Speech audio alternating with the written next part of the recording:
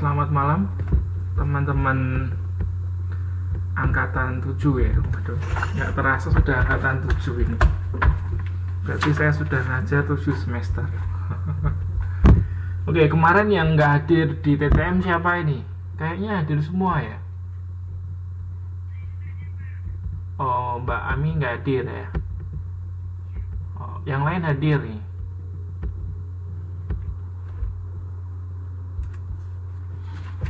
Ya, oke. Untuk malam hari ini, seperti yang sudah saya posting di grup ya, kita akan mereview materi dari modul 1 dan modul 2. Di mana modul 1 itu membahas mengenai ruang lingkup ya. Ruang lingkup dan pemasaran strategik. Kemudian akan kita masuk berikutnya adalah analisis situasi pasar. Sudah dibuat belum? Sudah dibaca belum modul 1 dan modul 2-nya? Sudah, tapi sedikit. Oh, jangan lupa loh, itu untuk peta konsepnya dikumpulkan ya. Harapannya sih sebelum kelas sudah pada ngumpulin. Jadi waktu kita kelas kita bahasnya lebih enak gitu kan. Dan setiap kelas nanti saya akan sampaikan lebih ke tanya jawab sih ya, lebih ke tanya jawab. Kemudian lebih ke nanti saya sampaikan bagian mana yang penting. Ya, nanti Anda garis bawahi mana yang penting. Nah, untuk modul 1 itu mari kita buka halaman 1.2. Ya, halaman 1.2. Nah, di sana dibahas mengenai pengertian pemasaran strategik. Nah, sebetulnya ada banyak definisi dari pemasaran strategik. Nah, salah satu definisi yang kita bisa pakai itu dari dua orang tokoh ya, namanya Craven dan Percy. Ya, jadi pemasaran strategik itu didefinisikan sebagai sebuah, coba tolong dibaca Mbak, 1.2 ya, yang paragraf kedua itu di sana dijelaskan mengenai definisi dari pemasaran strategik atau strategis sama ya. Ada yang bisa bantu baca?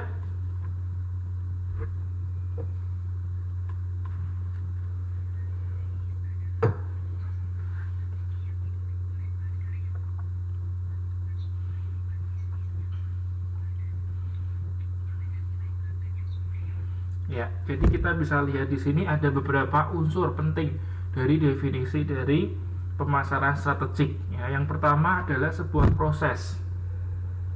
Ya, proses apa? Proses pengembangan strategik. Di mana proses pengembangan strategik ini dilakukan karena apa? Karena pasar itu berubah atau lingkungan itu sifatnya dinamis. Ya, dinamis itu artinya kan selalu berubah. Nah, kenapa sih kita perlu menyesuaikan diri gitu ya, perlu melakukan pengembangan strategi ini ya karena itu tadi, karena lingkungan bisnis itu sifatnya dinamis ya. Kalau statis ya nggak perlu gitu ya. Nah, karena ini dinamis berarti perlu dilakukan pengembangan terus ya, untuk mengikuti situasi yang terus berubah. Dan yang kedua adalah untuk menyampaikan nilai pelanggan yang superior, atau biasanya kita istilahnya itu nilai pelanggan itu kita sebutnya customer value ya. Customer value itu adalah istilah lain dari nilai pelanggan. Nah, itu dibahas itu di halaman 1.3 itu dibahas mengenai actual customer value, mengenai expected customer value.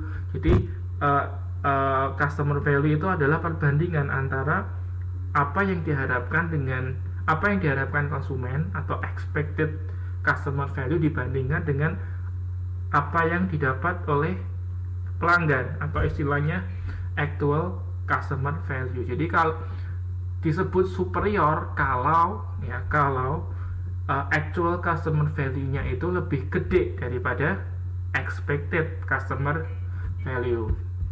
Oke, saya tulis ini.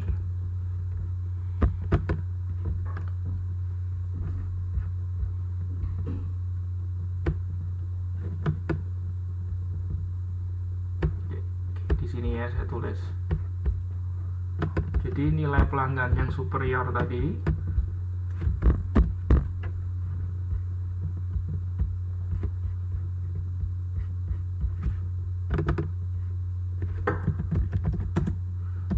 pelanggan yang superior tadi itu ya, itu diperoleh ketika actual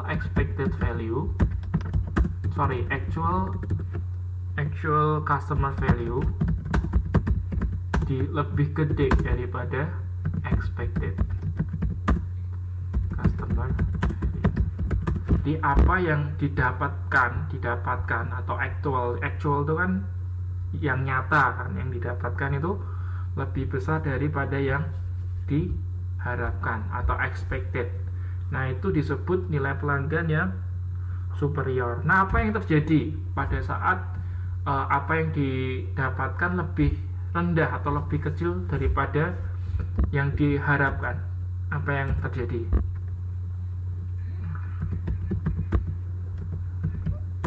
Expectednya actualnya lebih kecil daripada expected. Apa yang akan terjadi? Loh, enggak dong. Kalau yang kenyataan yang didapat lebih kecil daripada yang diinginkan, yang diharapkan, apa yang akan terjadi? Akan ke Nah, selanjutnya setelah akan kecewa, apa yang akan terjadi?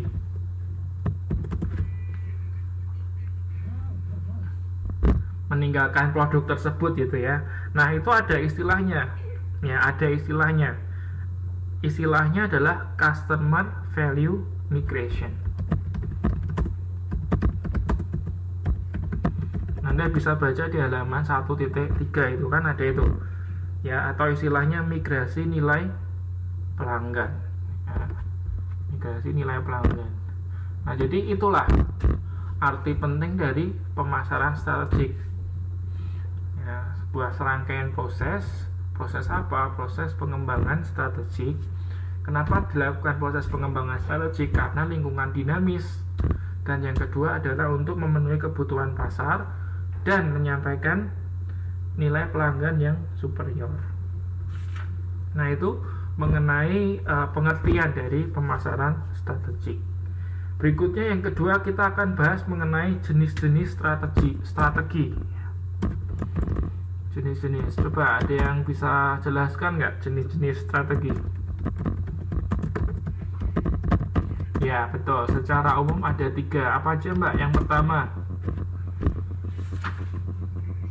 yes, atau namanya apa? Bersaing atau namanya bisnis ya. Bersaing atau bisnis, ya kan? Terus yang ketiga, fungsional. Nah, betul sekali. Secara umum untuk jenis strategi organisasi itu ada 3 ya, korporasi, bersaing, dan fungsional. Jadi kalau strategi korporasi itu terkait dengan bisnis apa yang ingin dilakukan itu ya. Jadi secara umum sebuah perusahaan itu akan mau kemana gitu kan. Nah, untuk strategi bersaing atau unit bisnis atau bisnis ya, itu lebih terfokus pada bagaimana bisnis itu akan dilakukan gitu kan. Bisnis itu akan dilakukan. Terus yang ketiga adalah fungsional. Nah, kalau fungsional ini terkait dengan intern dari organisasi tersebut. Ya, misalnya hubungan antara departemen pemasaran dengan departemen keuangan dengan departemen SDM. Nah, jadi lebih ke strategi yang sifatnya intern atau dalam diri organisasi itu tersebut. Nah, itu 3 macam mengenai strategi organisasi. Nah, pemasaran strategik itu terkait dengan manajemen, ya, terkait dengan manajemen. Makanya di halaman 1.8 itu dibahas mengenai perkembangan teori-teori manajemen. Nah, ini tolong Anda halaman 1.10 yang contingency approach itu Anda kasih tanda, itu penting ya, karena pernah keluar dalam UAS 1.10 ya, yang contingency approach. Nah, ini adalah satu dari 6 tahap dari perkembangan teori manajemen, yaitu contingency approach. Nah, untuk contingency approach itu lahir dari penelitian manajemen atas teori manajemen yang ada dan menemukan bahwa pada situasi yang berbeda itu penerapannya juga berbeda. Jadi kalau situasinya seperti ini ya strategi manajemen yang dilakukan juga berbeda. Nah, itu pemahaman dari contingency approach. Digarisbawahi ya untuk yang 1.10. Lalu kita masuk ke konsep-konsep dan praktek manajemen masa kini ya. Ada beberapa, misalnya ada itu customer service management, ada inovasi, globalisasi, etika, kemudian ada entrepreneurship atau kewirausahaan, e-business. Nah, itu adalah contoh-contoh praktek dari manajemen masa kini. Lalu ada istilah berikutnya yang dalam ilmu manajemen itu perlu kita pahami, yaitu competitive advantage. Ya, ada yang bisa coba menyampaikan pendapat mengenai competitive advantage. Kalau ada yang mau menyampaikan pendapat, bisa sampaikan namanya dulu, jadi bisa saya catat ya. Karena kalau yang aktif memang saya kasih nilai tambahan. Tapi kalau yang pasif ya gimana gitu kan, nggak mungkin saya kasih nilai sama kan antara yang aktif dengan yang pasif gitu ya. Jadi kalau ada yang mau jawab, sebutkan namanya dulu ya, sebutkan namanya dulu, saya kasih tanda, baru nanti sampaikan pendapat Anda apa. Oke, pertanyaannya tadi, menurut Anda apa itu competitive advantage?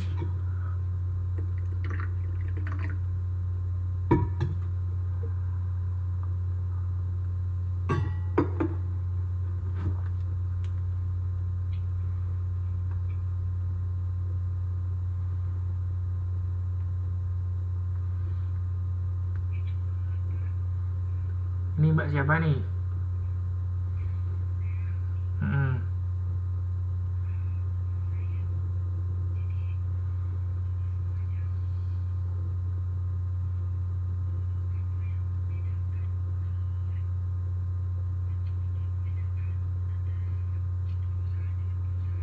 Aha. Ya, betul. Jadi intinya memang seperti itu.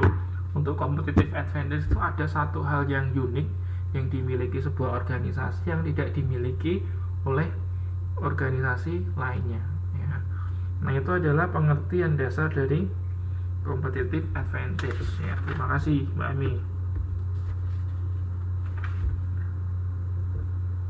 Lalu kita masuk ke halaman 1.15 ya, 1.15. Di sini membahas mengenai strategi pemasaran, konsep, dan perkembangannya. Nah, ini tolong Anda pahami betul yang ini ya, ada 5 jenis konsep manajemen pemasaran berdasarkan Kotler dan Armstrong.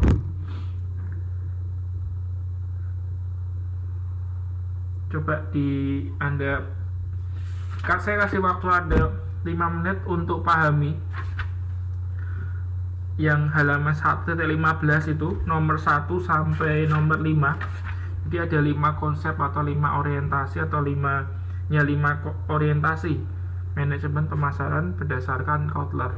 soal ini pasti keluar dalam ujian. Oke, saya kasih Anda waktu 5 menit untuk baca sebentar, nanti Anda jelaskan.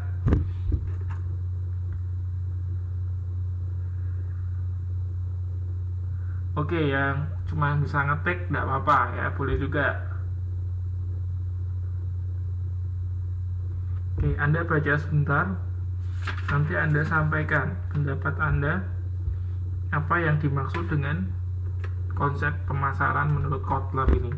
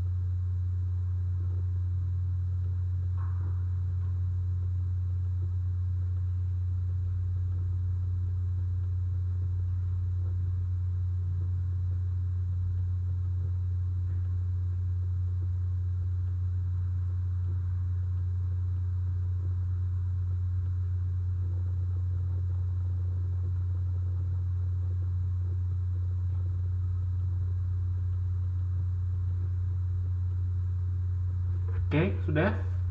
Siapa mau menjelaskan? Mbak siapa ini? Oke, Mbak Ami lagi nih. Oke, silakan. Gimana maksudnya, Mbak?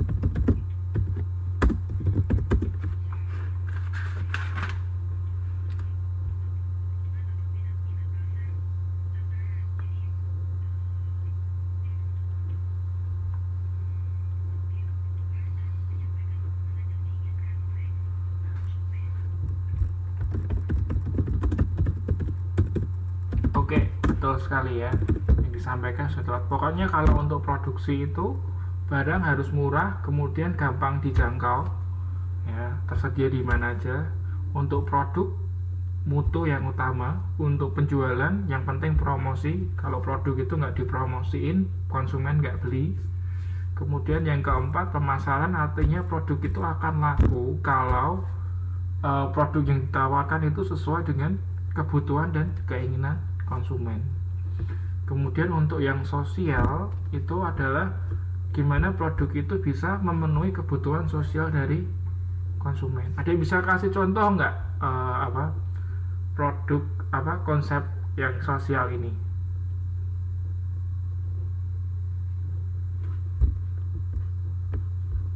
Oke, yang lainnya boleh, yang mau ngetik nggak apa-apa ya.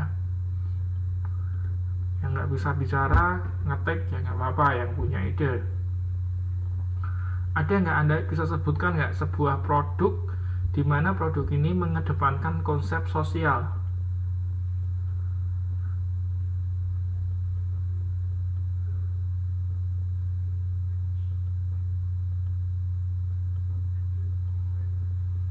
Nah, betul sekali, boleh.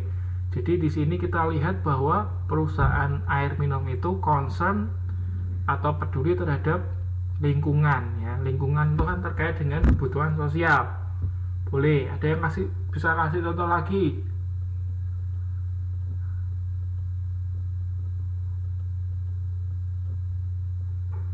Boleh, tadi yang siapa tadi yang menjawab itu tadi? Mbak siapa tadi yang menjawab barusan?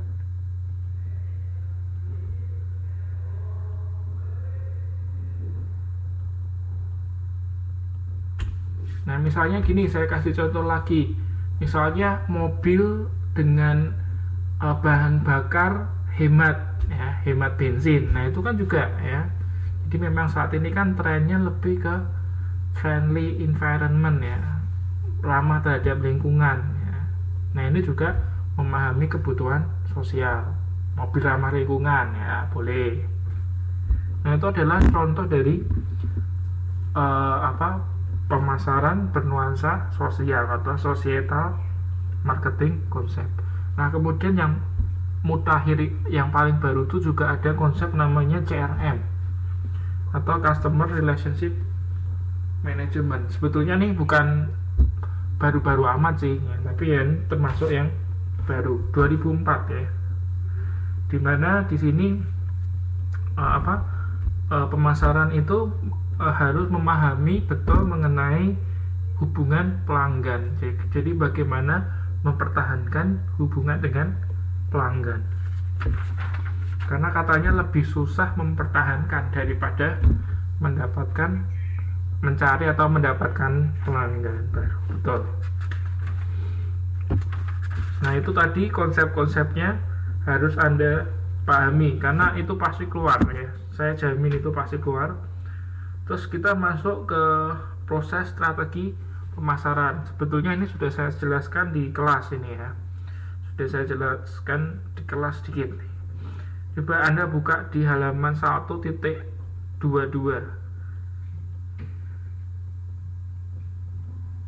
Nah, di situ ada gambar 1.1 mengenai proses strategi pemasaran. Nah, kita lihat di sini ada siklus ya. Jadi siklus atau perputaran. Nah, sebenarnya kita bisa lihat di sini diawali untuk proses strategi pemasaran itu diawali dengan analisis situasi strategis. Nah, itu diawali di situ, kemudian dilanjutkan dengan setelah melakukan analisis, melakukan penetapan strategi pemasaran, selanjutnya pengembangan program pemasaran, baru nanti memasuki ke pelaksanaan dan pengelolaan strategi pemasaran.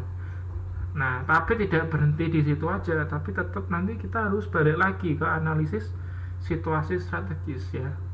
Jadi ini adalah sebuah tahap yang continue ya, atau terus berlanjut.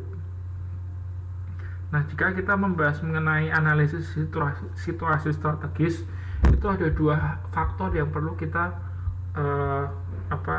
pahami. Yang pertama adalah faktor internal dan faktor eksternal. Nah, faktor internal perusahaan itu misalnya apa? Misalnya hasil pencapaian penjualan atau sales, ya kan. Kemudian pangsa pasarnya, proses dan hasil pelaksanaan program bauran pemasaran dan lain sebagainya. Jadi dari faktor internal perusahaan. Kemudian untuk eksternalnya itu terkait dengan pasar itu sendiri, persaingan di pasar itu, kemudian suppliernya bagaimana, kemudian perekonomian dan lain sebagainya. Pokoknya yang berada di luar atau di eksternal dari perusahaan itu untuk analisis situasinya.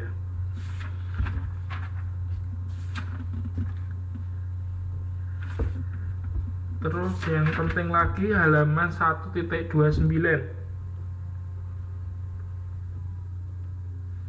Coba Anda garis bawahi ya. Anda kasih tanda untuk halaman 1.29 yang paling bawah itu. Bisnis dikatakan berorientasi pasar atau market driven atau bisnis berorientasi apabila budayanya secara sistematis dan menyeluruh bersepakat untuk penciptaan nilai pelanggan yang superior secara berkesinambungan. Itu Anda garis bawahi. Itu pernah keluar dalam ujian. Ya, jadi salah satu ciri dari bisnis yang berorientasi pasar itu apa? Jika bisnis itu memiliki sebuah budaya yang sistematis, integratif ya, atau menyeluruh, di mana bertujuan untuk menyampaikan nilai pelanggan, atau istilahnya apa nilai pelanggan? Masih ingat? Nilai pelanggan, customer value ya, customer value yang superior. Nah, itu salah satu ciri dari bisnis yang berorientasi kepada pasar. Nah, ini penting sekali. Jadi nanti untuk teman-teman di sini nih yang ingin punya usaha sendiri gitu ya, Anda perlu menciptakan ini ya, budaya yang seperti ini dalam usaha Anda, dimana Anda harus mampu memberikan nilai pelanggan yang paling baik, yang superior itu artinya paling baik ya.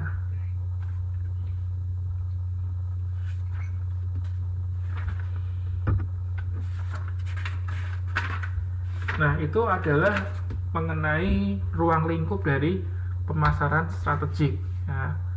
Ada beberapa hal tadi yang perlu Anda pahami.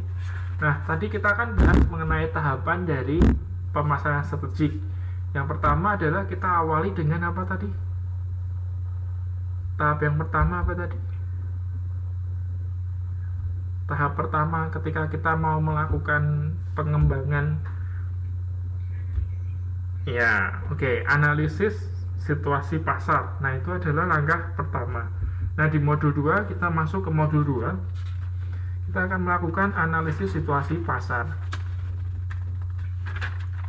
Sebetulnya ada 3 yang penting ya, yaitu analisis lingkungan pemasaran, analisis pelanggan, dan analisis persaingan.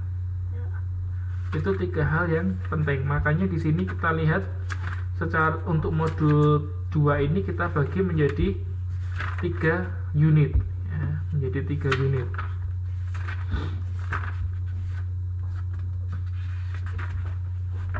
Oke, kita akan bahas yang pertama adalah analisis lingkungan pemasaran.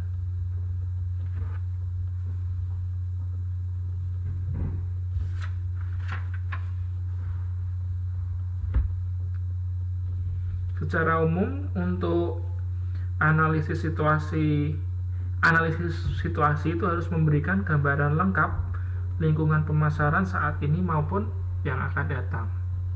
Ada 3 komponen yang paling penting. Ada yang tahu nggak apa aja? Dalamlah. Ya, betul sekali. Nah, untuk lingkungan internal, Anda bisa sebutkan apa aja?